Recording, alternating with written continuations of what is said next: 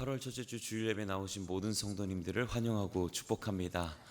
하나님께서 오늘 예배를 통하여 하나님의 길로 인도하시고 주의 뜻대로 살게 하실 줄로 믿습니다. 이 시간 다 함께 자리에 일어나셔서 주님께서 우리에게 가르쳐 주신 주기도 함께 고백하시겠습니다.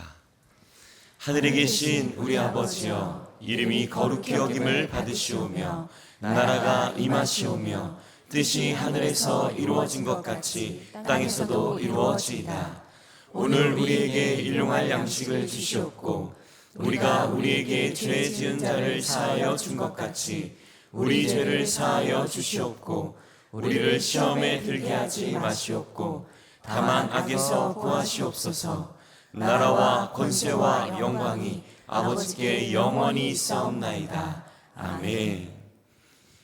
이 시간 우리에게 큰 복을 허락하시는 주님의 이름 함께 찬양하시겠습니다.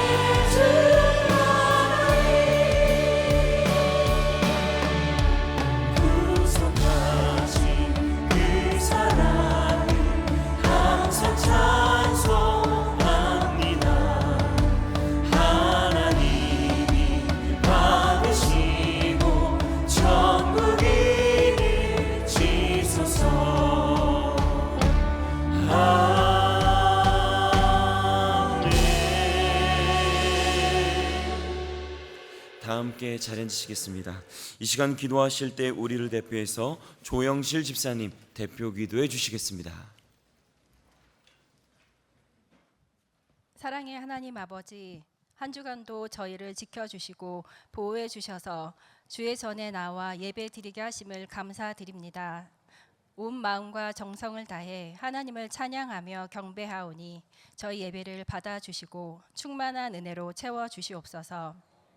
긍휼하신 하나님, 죄로 인해 죽을 수밖에 없던 저희를 예수님의 십자가 보혈의 은혜로 대속해 주셔서 감사합니다. 날마다 구원의 감격을 잊지 않고 부활의 소망 되신 주님께 감사하며 믿음으로 살게 하옵소서. 하나님, 지난 한 주간 거룩하게 구별된 모습으로 살지 못하고 세상의 마음을 빼앗겨 하나님을 찾지 않았던 죄를 고백하오니 용서하여 주시옵소서. 이 시간 저희 안에 있는 하나님이 싫어하시는 모든 죄들이 깨끗게 되기를 원합니다. 진리로 새롭게 되어 말씀에 순종하며 하나님을 경험하는 기쁨을 누리게 하옵소서. 계속되고 있는 여름 캠프를 위해 기도합니다. 꿈의 교회 다음 세대가 캠프를 통해 주신 은혜를 기억하며 하나님 말씀 위에 인생의 터를 세우고 오직 주님만 사랑하고 섬기는 믿음의 자녀들 되게 하옵소서. 하나님, 이 땅을 불쌍히 여겨주시고 주님의 사랑과 공의로 다스려 주시옵소서. 멀티 꿈의 교회가 하나님이 뜻하시는 거룩한 공동체 되어 수많은 영혼을 주님께로 돌아오게 하는 주님 기뻐하시는 교회 되게 하옵소서. 섬기시는 대표 목사님, 교역자들, 리더들에게 지치지 않는 열정과 영육의 강건함 주셔서 사명 잘 감당하게 하시고 모든 성도는 알물 삶으로 실천하며 각자의 자리에서 복음 전도자로 살게 하옵소서. 이 시간 목사님을 통해 주시는 하나님의 말씀을 믿음으로 받아 우리를 향한 하나님의 사랑이 깨달아지고 지치고 상한 영과 육이 다시 살아나게 하옵소서. 예배를 위해 수고하는 모든 손길 위에 함께하여 주시고 꿈의 찬양대의 찬양을 기뻐 받아 주시옵소서. 우리의 구원자 되시는 예수님의 이름으로 기도드립니다. 아멘.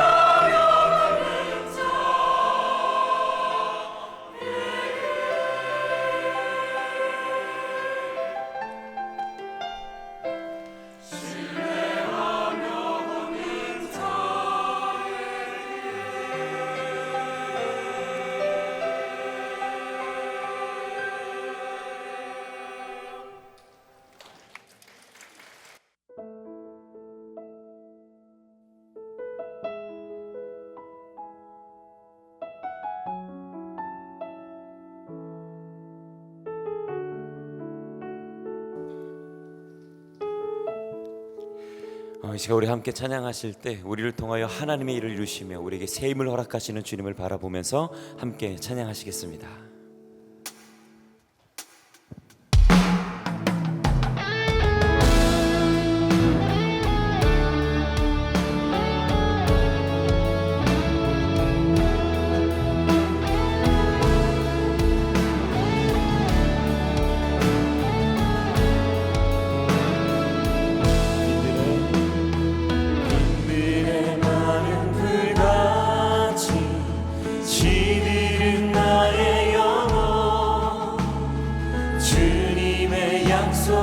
성령 간절히 기다리네.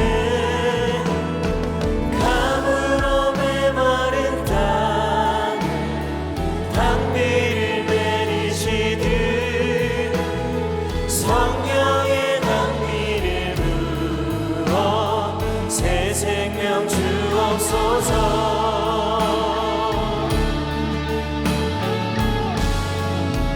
찬양합니다. 반가운 미소리 들려 산천이 춤을 추네. 봄비로 내리는 성령 내게 넣어주옵소서. 가물어 메마른 땅에 단비를 내리시듯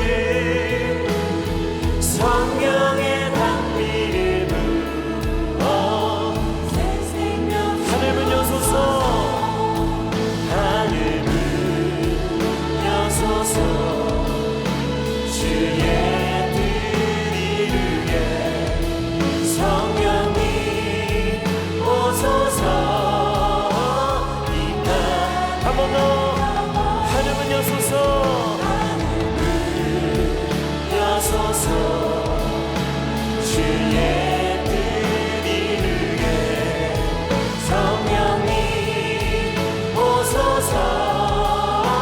이 땅에 영원히 참되신 사랑의 언약 어길 수 있사오냐. 오늘의 흡족한 주실 줄 믿습니다. 강으로 메마른 땅에 단비를 내리시듯 성령의 단비를 부어 새 생명 하늘문 여소서. 여소서. 주의 성령님 오소서. 이 땅 우리 한 번 더. 하늘문 여소서. 주님의 뜻이 이루어지도록 주님 채우소서. 오소서. 우리 믿음의 오른손을 높이 들고 하늘문 여소서.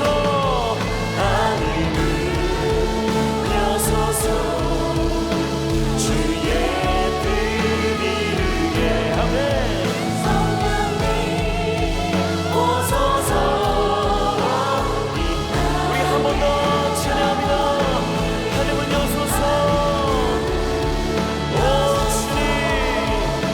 주의 뜻 이루게 성령님 오소서.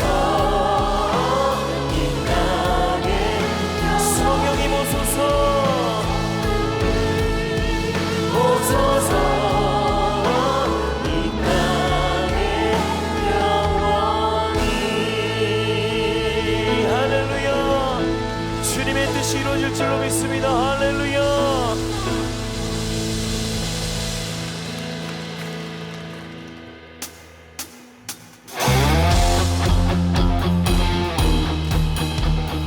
우리가 주님의 영광을 위하여 살아가길 소망하면서 이 찬양 함께 고백하겠습니다.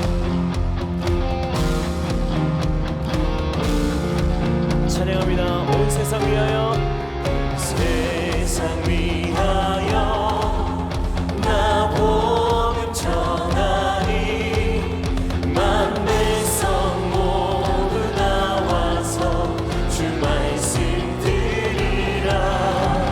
죄 중에 빠져서 헤매는 자들아 주님의 음성 듣고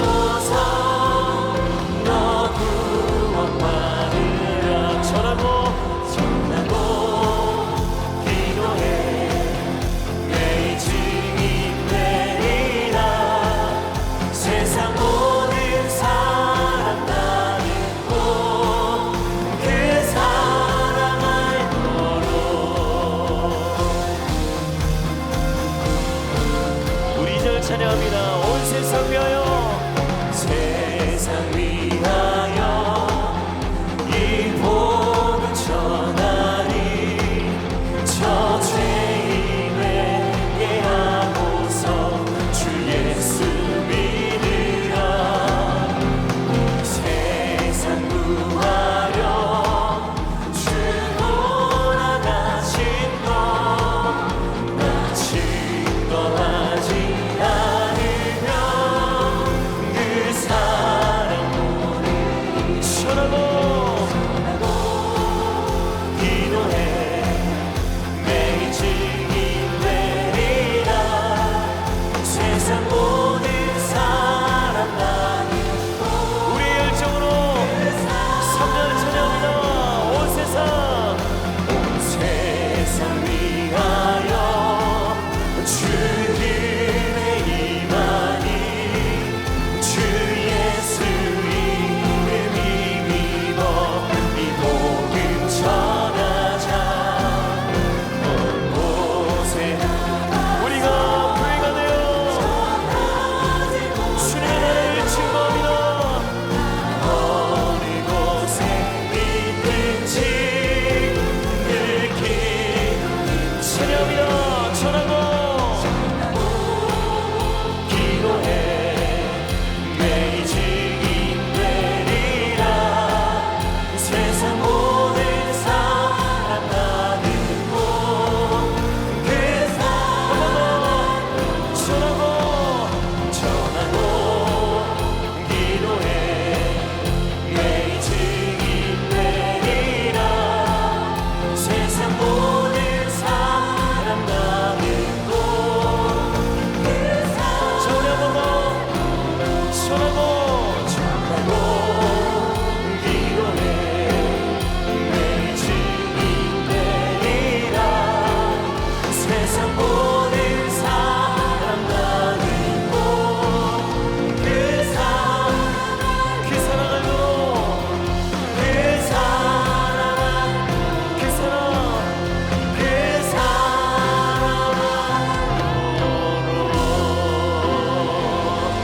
할렐루야. 오직 주님의 나라와 주님의 영광을 위하여 살아가기를 소망합니다. 할렐루야.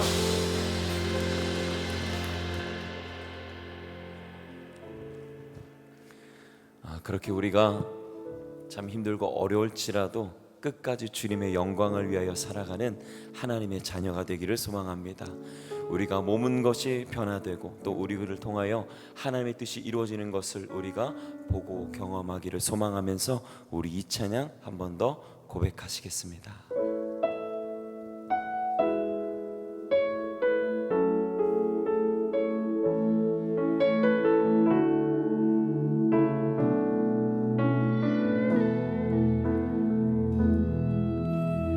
누구나 무거운 짐을 지고 가는 길 아무도 끝을 알 수 없네.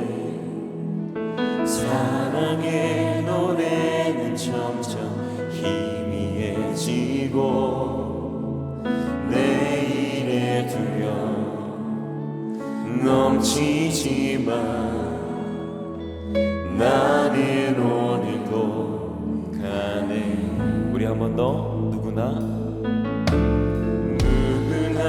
무거운 짐을 지고 가는 길 아무도 끝을 알 수 없네. 사랑의 노래는 점점 희미해지고 내일의 두려움 넘치지만 나는 오늘도 가네. 주의 영광 노래하리. 더 이상 나 버티기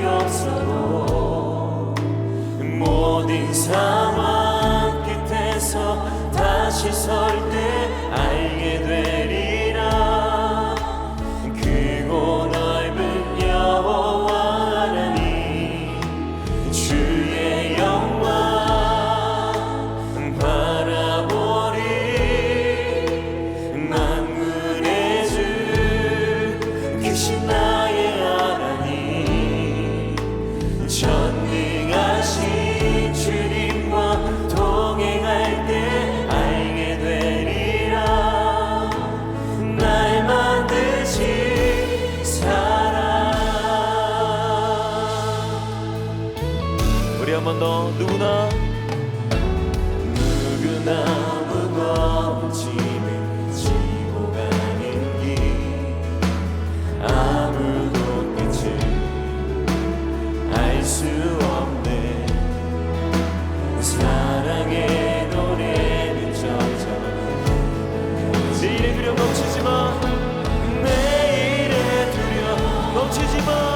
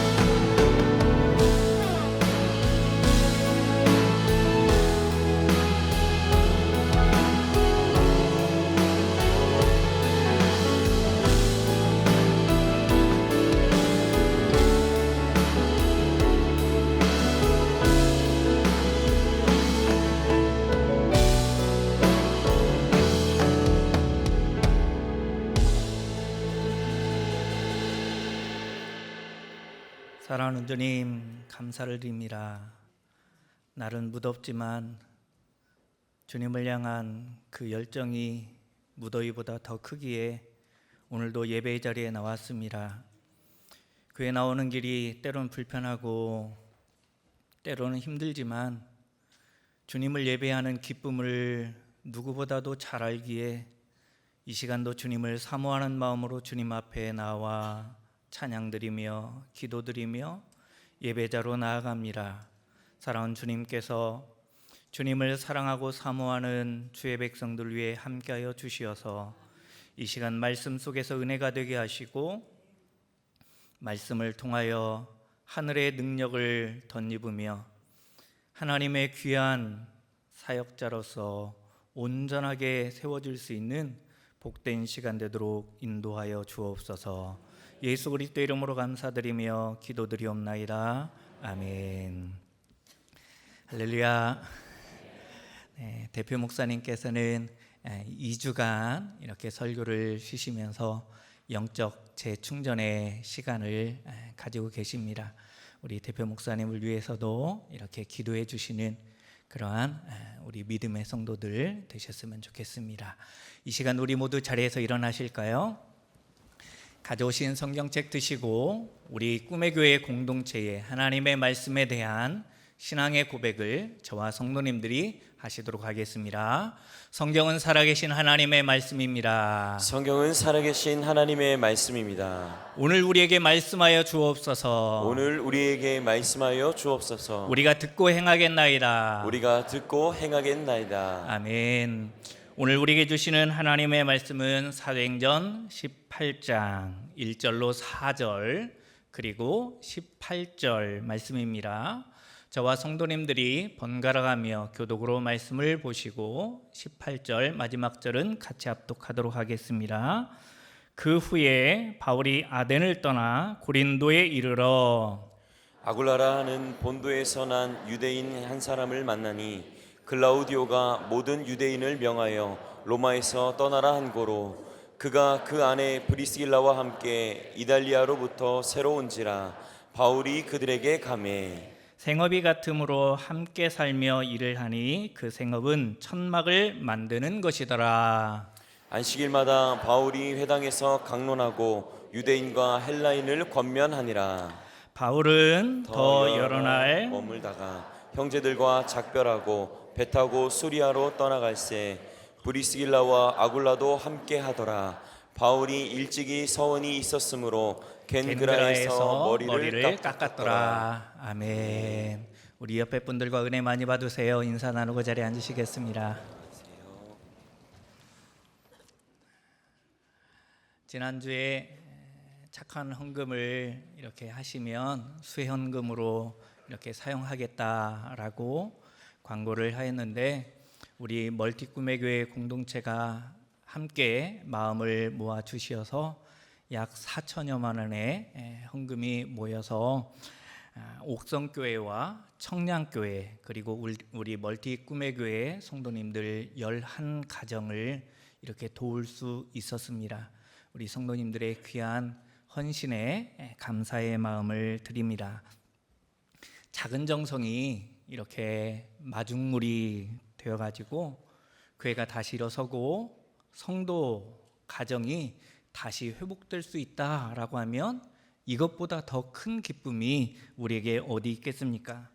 이것은 우리의 기대이기도 하지만 하나님의 기대이기도 한다라는 사실입니다. 지난주에도 굿모닝 RT와 함께 하셨을 터인데 금요일 RT 가운데 이렇게 들어보면 하나님이 기대하시는 성도는 고난 앞에 무릎을 꿇는 그러한 성도가 아니라 두려움을 믿음의 재료로, 고독을 믿음의 에너지로 바꾸는 성도다라고 말씀을 나눴죠. 하나님을 기대하며 하나님께 무릎을 꿇고 기도하며 매일매일 하나님의 기대를 살아내는 성도가 우리 꿈의 교회 성도가 되기를 간절히 소망합니다. 우리 인생에게는 어찌 보면 임계점이라고 하는 게 있어요.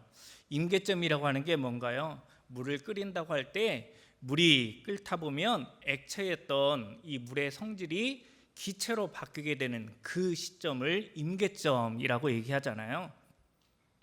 그렇습니다. 우리가 한계를 넘어서거나 견딜 수 있는 그러한 범위를 넘어선다라고 하는 의미가 바로 임계점이에요. 근데 최근에 신문 기사를 제가 쭉 이렇게 임계점이라고 해서 훑어보니까 교권도 임계점에 도달했다라고 얘기를 하고 가계 대출도 정치권도 지구 온난화도 다 임계점에 도달했다라고 얘기하는 것을 보았습니다. 포기하고 싶은 마음이 들 때가 바로 그 임계점이 다가와 있다라는 것이죠. 누구는 이것을 가리켜서 저항의 시간이라고 표현하기도 합니다. 우리는 여기서 멈출 것이냐 아니면 계속해서 나아갈 것이냐 라고 하는 그 선택의 시점 가운데 있다라고 하는 거예요. 얼음이 녹으면 뭐가 될까요? 여러 사설을 이렇게 읽어봤어요. 읽어볼 필요도 없는 거지만 얼음이 녹으면 뭐가 될까? 여러 사설을 읽어보니까 물이 됩니다. 얼음물이 됩니다 라고 얘기를 하는데, 공통적으로 사설 속에서 얘기하는 게 뭐냐면 봄이 온다 였습니다. 얼음이 녹으면 봄이 오죠. 오늘 우리는 바로 이러한 임계점을 지나는 한 인물을 만날 수 있어요. 그 인물이 바로 바울이라고 하는 인물입니다. 바울은 2차 전도 여행 중이었는데 갑자기 행선지가 바뀌게 되었어요.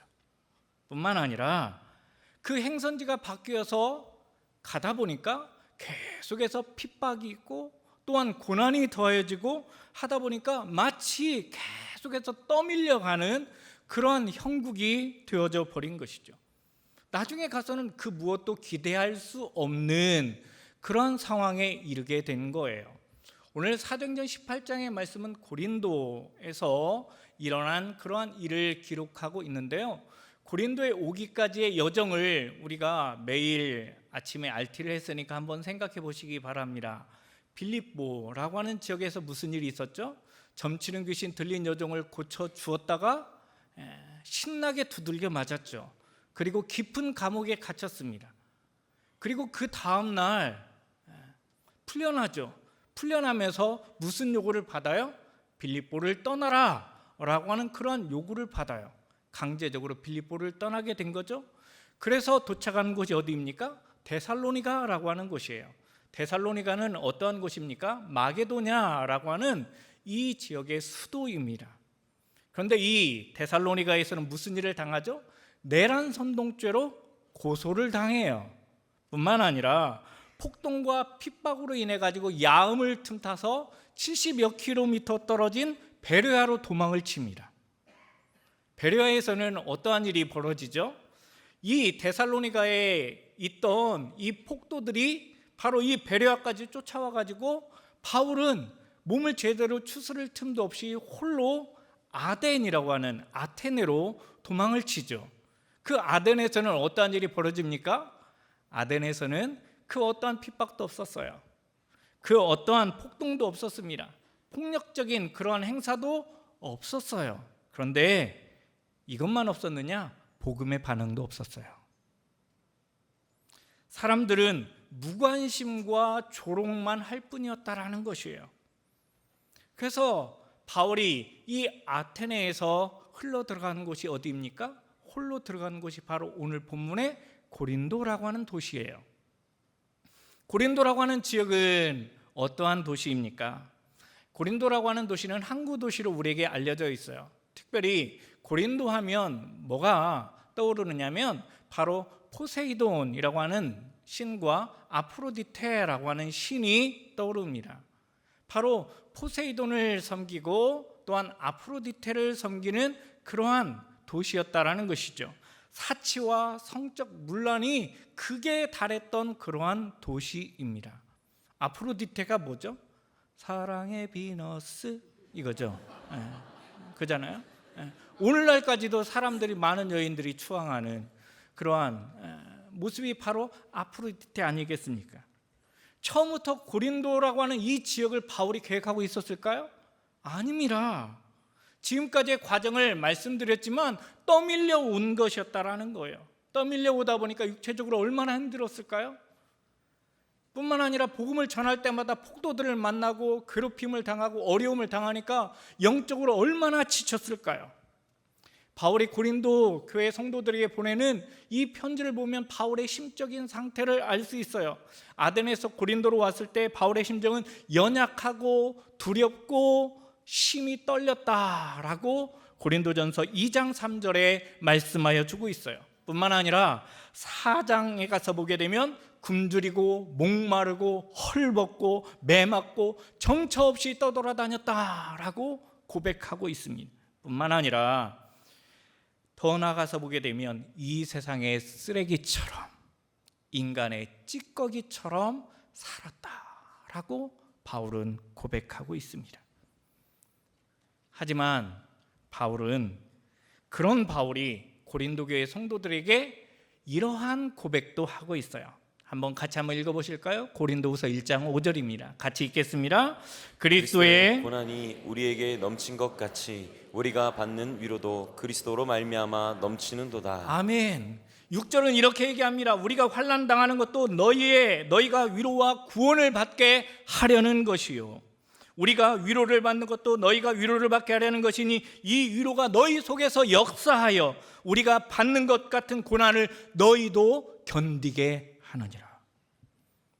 자신이 계획한 도시도 아니었고 피로가 누적될 법한 상황이었지만 고난의 임계점을 뛰어넘는 그러한 은혜와 위로가 바울에게 있었다, 나에게 있었다라고 바울은 고백하고 있다라는 것이죠. 그런 바울이 고린도에서도 무엇을 하겠습니까? 복음을 전합니다. 왜 바울은 지금까지 이렇게 어려운 인생을 살아왔으면서도 그 떠밀려온 고린도에서도 홀로 복음을 전하는 그러한 모습을 보여줄까요? 그 이유가 뭘까요? 사도행전 16장 10절은 이렇게 얘기합니다. 이는 하나님이 저 사람들에게 복음을 전하라고 우리를 부르신 줄로 인정함이로라. 저들에게 복음을 전하라고 우리를 부르신 줄로 인정했다라는 거예요. 이것 때문입니다. 하나님의 기대를 알고 있었기 때문이라는 거죠. 하나님의 기대를 확신하고 있었기 때문입니다. 하나님께서는 우상에 죄악된 도시인 이 고린도에 하나님의 교회가 세워지고 또한 복음이 증거되어지기를 기대하고 계셨다라는 거예요. 그렇다고 하면 하나님이 기대하는 성도가 되려고 하면 우리는 어떻게 해야 될까요? 오늘 다 빈종이로 받으셨죠? 그 첫 번째를 드디어 소개합니다. 첫 번째는 이것입니다. 주님의 사역자로 살라라는 거예요. 주님의 사역자로 살라. 11절 말씀 같이 한번 읽어보실까요? 1년 6개월을 머물며 그들 가운데서 하나님의 말씀을 가르치니라. 아멘. 바울은 그렇게 떠밀려온 고린도에서 1년 6개월을 머물면서 바로 하나님의 말씀을 전하는 사역자로 살았다라는 거예요.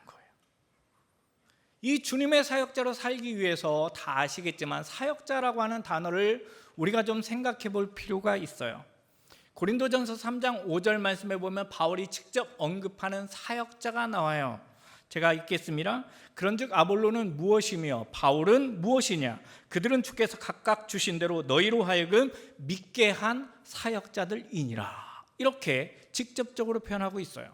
여기서 말하는 사역자라고 하는 이 단어는 두 개의 단어가 결합되어진 그러한 말이에요. 하나는 무엇을 통하여 라고 하는 단어와 뭔지라고 하는 단어가 결합되었어요. 그럼 이 두 단어를 합치면 무슨 의미가 될까요? 어떤 일을 행함으로써 일어나는 뭔지라고 하는 의미예요. 사역자 감이 오세요? 바울이 얘기하는 이 사역자의 감이 오시나요? 다 알았는데 단어를 설명하니까 더 모르겠죠? 이 사역자, 바울이 말할 때 사역자라고 하는 것은 무엇이냐면 주님의 절대성과 그 앞에 순종하는 자신의 모습을 먼지로 비유하는 거예요.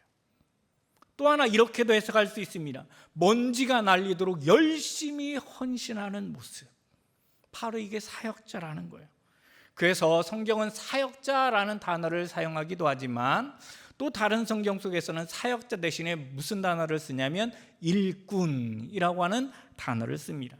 고린도후서 6장 4절 말씀에 보면 이렇게 얘기합니다. 오히려 우리는 모든 일에 하나님의 진실한 일꾼임을 보이려고. 여기서 말하는 일꾼이 바로 사역자입니다. 그렇습니다. 바울은 주님의 사역자로 살았습니다. 이 사역자에게 필요한 게 무엇일까요? 저는 말씀을 준비하면서 사역자에게 필요한 게 무엇일까? 오늘 본문을 이렇게 살펴보다 보니까 사역자에게 필요한 것은 지속성이라고 하는 거예요. 지속성. 복음만 증거했다라는 말이 아니에요. 바울은 주중에는 천막 만드는 일을 했어요. 그리고 안식일이 되면 어김없이 또 복음을 전하는 일을 지속했다라는 거예요. 오늘도 보게 되면 주중에는 열심히 일하고 또한 주일에는 이렇게 찬양대원으로 또한 주차 봉사로 또한 교육 목자로 또한 사역팀에서 수고하시는 분들 참 많으신데 정말 사랑하고 축복합니다. 바울의 그 여정을 그대로 닮아가고 계신 거예요. 김철웅이라고 하는 라이프 플래너가 쓴 책이 있습니다. 제목을 보고 너무 혹해가지고 제가 구입을 했는데 책 제목이 뭐냐면 미쳐야 산다라는 거예요. 미쳐야 산다. 그 책에 보면 뭐 좋은 얘기들이 되게 많이 있는데 이러한 얘기가 있어요. 자전거 페달을 계속 밟으세요. 계속해서 멈추지 마세요. 결코 멈추지 마세요 라고 얘기를 합니다. 그렇지 않나요? 자전거를 타보시는 분들은 알죠? 자전거가 계속 가기 위해서는 페달을 계속 밟아야 넘어지지 않습니다. 무너지지 않는다라는 거죠. 힘들어도 계속 굴러야 된다라는 것입니다. 실망해서도 안 되고 멈추어서도 안 된다라는 것이죠. 그렇습니다. 바울은 안식일마다 회당에서 강론하고 또한 유대인과 헬라인들에게 복음을 전합니다. 4절 말씀 같이 한번 읽어보실까요? 안식일마다 바울이 회당에서 강론하고 유대인과 헬라인을 권면하니라. 아멘. 그렇죠. 그렇습니다. 바울은 계속해서 안식일마다 회당에서 강론하고 유대인들과 헬라인들에게 복음을 증거하는 일을 멈추지 않았다라는 거예요. 그러면 이전의 바울의 사역과 지금의 고린도에서의 바울의 모습과 무엇이 다를까요? 다른 점은 무엇일까요? 다른 점은 무엇이에요? 찾으셨습니까? 다른 점은 없어요. 굳이 찾을 필요 없습니다. 바울은 다른 점이 없어요. 이전에 했던 거 지금도 그대로 하고 있다라는 거예요. 무슨 얘기냐? 바울은 빌립보가 되었든지 아덴이 되었든지 고린도가 되었든지 한결같이 복음을 전하는 일을 멈추지 않았다라는 거예요. 주님의 사역자라면 또한 어떠한 모습을 가져야 될까요? 주님의 사역자라고 하면 바로 말씀에 붙잡힌 사람이 되어야 됩니다. 5절 말씀 이렇게 기록되어져 있죠. 바울이 하나님의 말씀에 붙잡혀 유대인들에게 예수는 그리스도라 밝히 증거하니. 그렇죠? 바울은 바로 하나님의 말씀에 붙잡혔습니다. 여기서 말하는 붙잡히다라고 하는 단어를 좀 소개하고 싶어요. 붙잡히다라는 단어는 어떠한 의미냐면 둘러싸임을 당하다 혹은 어떠한 것에 맹렬한 공격을 당하다라고 하는 의미가 있어요. 이게 붙잡히는 거예요. 붙잡히다라는 말을 쉽게 표현하자면 병에 걸리다라는 거예요. 병에 걸리면 바이러스의 노예가 되든지 사로잡히든지 그것 때문에 정말 열병을 앓든지 하는 그런 모습을 보이잖아요. 바로 바울은 그렇게 붙잡혔다라는 거예요. 완전히 지배되어진 상태를 가리키는 말이죠. 바울은 무엇에 붙잡혔습니까? 무엇에 지배를 당했습니까? 말씀에 붙잡혔다라는 것이죠. 이 말을 조금 고급스럽게 표현하자면 바울의 최고의 관심사는 복음 증거였다라고 하는 거예요. 우린 이것을 조금 거칠게 표현하자면 미쳤다라고 말하는 것이죠. 미쳐야 산다라고 하는 책을 소개했지만 제가 책을 제목을 좀 이렇게 찾아봤어요. 보니까 아들아 미쳐라 미쳐라. 10대 뜨거워야 움직이고 미쳐야 내 것이 된다. 20대 자기 개발에 미쳐라. 30대여 다시 공부에 미쳐라. 40대 다시 한번 공부에 미쳐라. 아쉽게 50대는 없네요. 그 다음에 보니까 또 이러한 책이 있어요. 미쳐야 미친다. 미쳐야 이룬다. 미쳐야 청춘이다. 안 미쳐야 미친다. 안 미쳐서 미친다. 미친 자를 더 미치게 하라. 미쳐야 꽃이 핀다. 제가 소개한 책들은 진짜 극히 일부예요. 세상 사람들이 무엇을 요구하는 것일까요? 미쳐야 된다는 것이죠. 근데 우리의 문제는 뭐가 될까요? 우리의 문제는 뭐일까요? 세상의 일에는 그렇게 미쳐서 살아요. 그런데 복음에는 미치지 않아요. 말씀에는 사로잡히지 않는다라는 게 우리의 맹점이라고 하는 것 아니겠습니까? 말씀에 붙잡힌다라고 해서 끝은 아닙니다. 유대인들은 계속해서 멈추지 않고 계속해서 바울을 대적했기 때문이에요. 유대인들은 조직적으로 비방하고 욕설을 퍼붓고 바울의 명예를 더럽혔습니다. 이게 바로 6절에 나오는 비방하거늘 이라고 하는 단어의 뜻이에요. 하지만 주님의 사역자 바울은 멈추지 않았습니다. 포기하지 않았습니다. 7절 말씀 한번 같이 한번 읽어보실까요? 거기서 옮겨 하나님을 경외하는 디도 유스도라 하는 사람의 집에 들어가니 그 집은 회당 옆이라. 아멘. 회당에서 복음을 전하지 못하게 되니까 어디로 갔어요? 디도 유스도라고 하는 사람의 집에서 복음을 증거했어요. 그런데 디도 유스도라고 하는 사람의 집이 어디에 있었다고요? 회당 옆에 있었다라는 거예요. 저는 궁금했어요. 얼마나 떨어졌을까? 옆에라고 하는 단어를 보니까 붙었다라는 의미예요. 이게 무엇을 말해줄까요?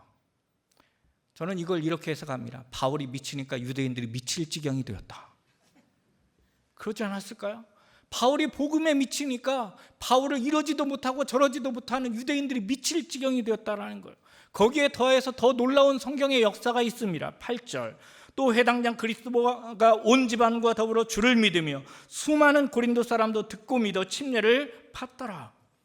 더 재밌는 게 뭐냐면 회당장 그리스도라고 하는 사람이 예수 그리스도를 믿었다라는 거예요. 이 당시에 회당장이라고 하는 인물은 회당에 각 3명 정도 있었다라고 해요.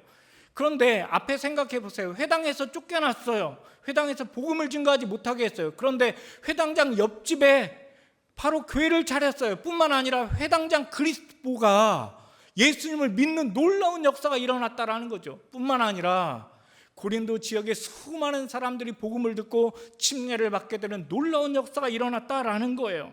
고린도가 살아났을 뿐만 아니라 바울도 힘을 얻는 기회가 되었다라는 거죠. 그렇습니다. 교회가 살아나면 성도도 힘을 얻습니다. 하나님의 기대를 살아낸 사역자들을 통해서 이루어진 놀라운 역사, 은혜의 역사라는 것이에요. 우리 교회도 바로 이러한 고린도 교회를 꿈꾸고 있는 거 다 아시죠?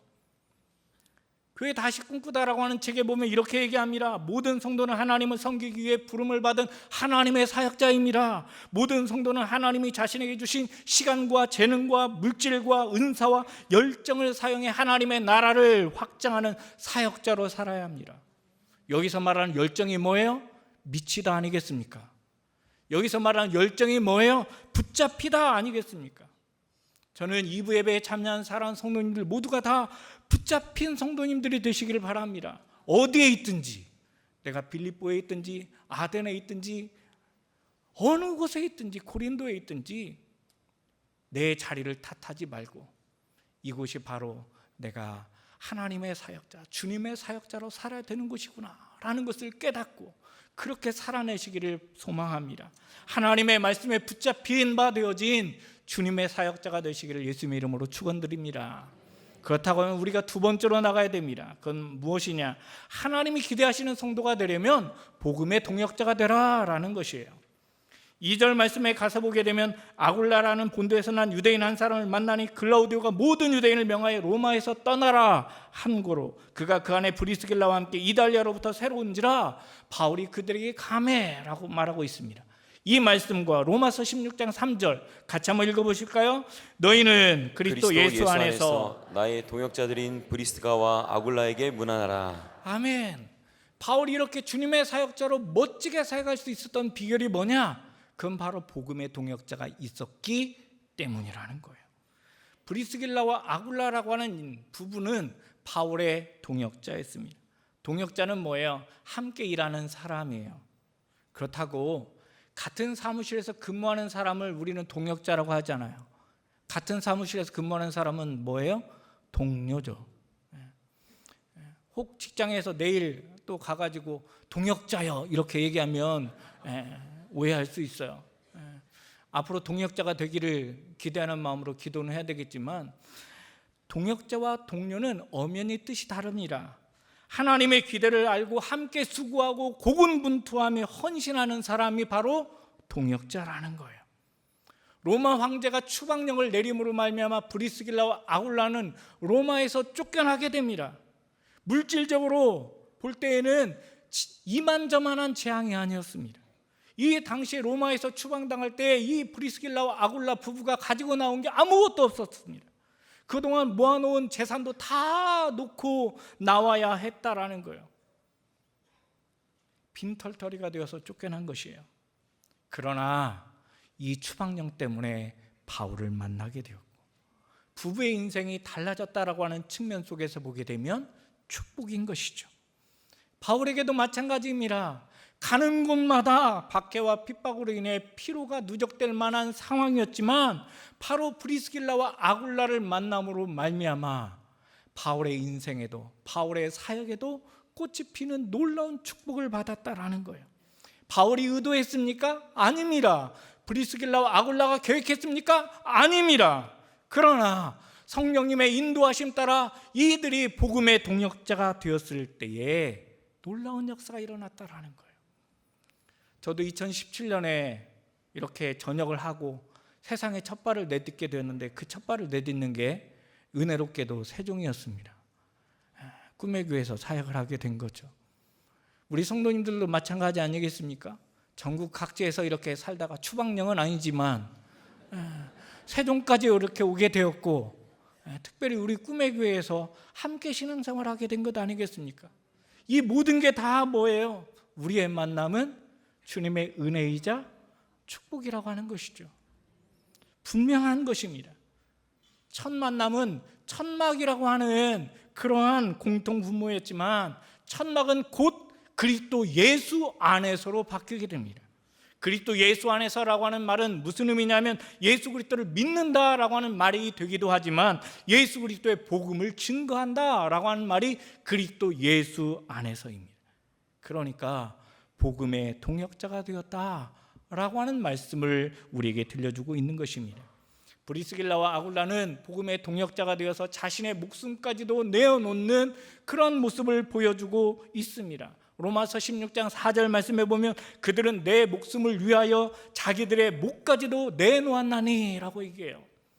여기서 말하는 목까지도 내놓았다라고 하는 말은 무슨 말이냐면 사형 집행자의 그 도끼날에 자신의 목을 내놓았다라는 말이에요. 실질적으로 목을 내놓았다, 그러한 위험에 처했다라는 말도 되고 또한 그러한 심정이었다라고 하는 의미도 되는 거예요. 주님의 사랑을 이루는 삶 아니겠습니까? 그런데 이들의 헌신은 여기에서 멈추지 않습니다. 로마서 16장 5절 같이 읽어볼까요? 또 저의 집에 있는 교회도 문안하라. 아멘. 제가 이 말씀을 보면서 교회 다시 꿈꾸다를 다시 떠들러 보았어요. 거기에 보니까 이렇게 얘기합니다. 바울은 가정에서 모이는 작은 그룹이든 큰 도시 전체의 교회 공동체든 상관없이 정기적으로 모이는 그리스도인의 모임을 언급할 때 교회라는 단어를 사용했다. 그렇습니다. 바울이 언급한 이 교회, 자신의 집을 교회 공간으로 제공하였다라는 것이죠. 집이 교회였으니까 공간이 컸겠지요. 복을 많이 받았다라는 것 아니겠습니까? 그런데 이 받은 복을 어떻게 했다라는 거예요? 주님을 위해서 사용했다라는 것이죠. 이게 바로 집이 교회가 되었다라는 거예요. 교회 다시 꿈꾸다에 보면 다시 이렇게 얘기합니다. 교회는 하나님께서 가장 아끼는 피조물에 대한 그분의 꿈입니다. 그렇다고 하면 이걸 다 조합하면 무슨 의미가 되겠습니까? 복음의 동역자된 브리스길라와 아굴라는 하나님의 꿈, 하나님의 기대를 이루어드렸다. 그런 의미 아니겠습니까? 1년 6개월의 사역을 마치고 고린도 사역을 마치고 고린도를 떠나게 되었습니다. 그때 18절 말씀에 가서 보게 되면 우리가 맨 마지막에 읽었지만 그 떠나는 자리에 누가 함께 합니까? 브리스길라와 아굴라가 함께 합니다. 1년 6개월 사업하시는 성도님들 계시죠? 1년 6개월 사업했습니다. 그러면 어느 정도 될까요? 이제 좀 기초가 잡히고 단골 좀 생기고 그런 상황 아니겠습니까? 그런데 또 고린도를 떠나야 되는 상황이 된 거예요. 떠날 수 있겠습니까? 브리스길라와 아굴라는 이 모든 상황을 다 뛰어넘어서 바로 바울과 함께하는 그러한 모습을 보여주고 있습니다. 이 바울의 복음 사역에 자신의 모든 것들을 올인하였고 기꺼이 자신과 자신의 가정을 헌신하고 있는 것이죠. 사람이 선물이다 라고 하는 책에 보면 이러한 말이 있어요. 한 사람 때문에 많은 사람이 기뻐합니다. 한 사람 때문에 숱한 사람이 슬퍼합니다. 한 사람 때문에 그 사람들 목숨을 건집니다. 한 사람 때문에 여러 사람들 목숨을 잃습니다. 우리는 최근에 대한민국에서 일어난 그런 안타까운 일들을 통하여서 너무나도 명백하게 보지 않습니까? 그래서 한 사람이 중요합니다. 오늘 우리는 어떠한 사람입니까? 브리스길라와 아굴라가 복음의 동역자가 되었다라는 말은 선물이 되었다라는 의미로 저는 해석합니다. 홀로 서기가 쉽지 않은 시대입니다. 좌절과 절망 속에서 홀로 고통에 짓눌리는 사람들이 헤아릴 수 없이 많다라는 이야기를 우리는 너무나도 잘 알고 있습니다. 우리 스스로가 절망 속에서 벗어나는 것 너무 중요하고 잘하는 일입니다. 그러나 거기에서 머무르지 말고 우리가 누군가의 기쁨이 되고 누군가를 영육간에 세워줄 수 있다라고 하면 얼마나 멋지고 아름다운 일일까요? 하나님이 기대하시는 모습이 바로 이 복음의 동역자, 선물의 삶 아니겠습니까? 저는 하나님께서 우리 꿈의 교회 공동체가 주님의 사역자로서 세상을 변화시키는 교회가 되기를 기대하신다라고 믿습니다. 성도님들도 믿으시죠? 그렇다고 하면 흔들리지 말고 지속적으로 사역하시기를 바랍니다. 예배 생활과 RT를 통하여서 말씀에 사로잡힌 사역자들이 되시기를 소망합니다. 우영으로 인해서 고래가 많이 떴는데 파이퍼라고 하는 목사님이 이러한 얘기를 했어요. 강한 돌고래들도 떼지어 헤엄친다. 강한 돌고래들도 떼지어 헤엄친다. 그렇습니다. 하나님은 우리를 복음의 상호 의존적인 존재로 만드셨습니다. 오늘 우리 2부 예배에 참여한 사랑하는 성도님들, 또한 성도님들의 가정이 복음의 동역자로서 함께 하셨으면 너무 좋겠습니다. 치열한 순종에서 보면 이렇게 얘기합니다. 교회란 한 사람을 중심으로 모이는 공동체가 아니라 모든 사람이 하나님을 중심으로 모인 공동체입니다. 그러므로 공동체 속에서 좋은 동역자를 만나는 것은 무엇보다 큰 축복이라고 말할 수 있습니다. 그 다음 같이 한번 읽어보실까요? 우리 주변에 좋은 사람이 있다는 것도 축복이지만 내가 내가 누군가에게 좋은 사람이 된다는 건 역시 큰 축복입니다. 그렇습니다. 우리 삶에 대한 하나님의 분명한 계획과 섭리를 믿고 기대하시기를 바랍니다. 하나님을 믿고 두려워하지 마세요. 하나님이 우리와 함께하고 계십니다. 주님의 사역자로 복음의 동역자로 지금까지 살아오신 성도님들을 축복합니다. 지치지 마시고 신앙생활 하시다가 낙심하지 마시고 사역하다가 좌절하지 마시고 다시 힘을 내어서 바울처럼 한결같이 어김없이 늘 언제나 그 자리에서 우리 꿈의 교회 공동체와 함께 복음을 위하여 헌신하는 귀한 성도님들이 다 되시기를 예수님의 이름으로 축원드립니다. 우리 이 마음 담아서 함께 찬양으로 고백하시겠습니다. 하나님의 부르심에는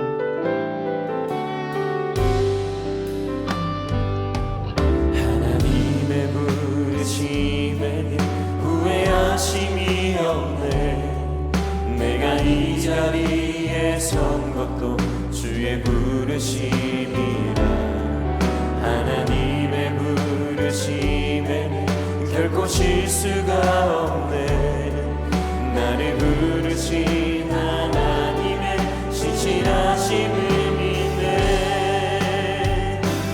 나의 부르신 뜻 내 생각보다 크고 나의 향한 계획 나의 지혜로 증명 못하나 가장 좋은 길로 가장 완전한 길로 오늘도 날 이끄심이네. 나의 부르신 뜻 내 생각보다 크고 나의 향한 계획 나의 지혜로 증명 못하나 가장 좋은 길로 가장 완전한 길로 오늘도 날 이끄심이네. 기도하겠습니다. 사랑하는 주님, 연약하고 부족한 우리를 사랑하여 주시어서 창세전에 택하여 주시고 예수 그리스도를 믿고 나의 구원자와 주님으로 고백할 수 있는 은혜 주셔서 감사를 드립니다. 그 사랑하는 주님께서 우리를 이곳 세종 땅에 보내주시고 39만을 품고 기도할 수 있는 꿈의 교회 공동체 되게 하여 주시니 감사를 드립니다. 사랑하는 주님, 오늘 말씀을 통하여 그 바울의 사역과 헌신을 통하여 하나님이 기대하시는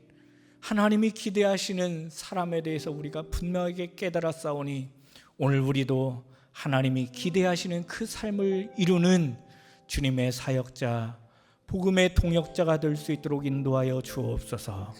예수 그리스도 이름으로 감사드리며 기도드리옵나이다. 아멘.